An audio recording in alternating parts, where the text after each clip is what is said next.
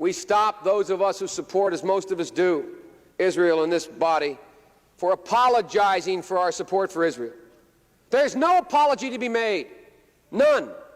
It is the best $3 billion investment we make.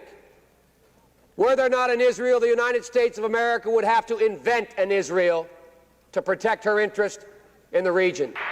The United States would have to go out and invent an Israel. The second part is people should understand by now, this should be crystal clear, that Israel is the single greatest strength America has in the Middle East. I always say to my friends when they say those things to you, I say, imagine our circumstance in the world were there no Israel. How many battleships would there be?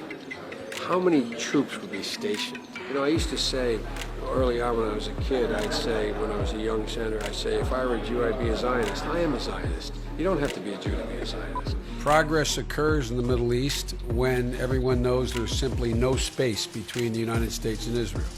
There is no space between the United States and Israel when it comes to Israel's security. There is only one nation in the world that has unequivocally, without hesitation, and consistently confronted the efforts to delegitimize Israel. At every point in our administration, at every juncture, we've stood up on the legitimacy, on behalf of the legitimacy of the State of Israel. The security of Israel and the United States is inextricably tied, and we will never, ever, ever abandon Israel out of our own self-interest. I also emphasize what I've said throughout this conflict.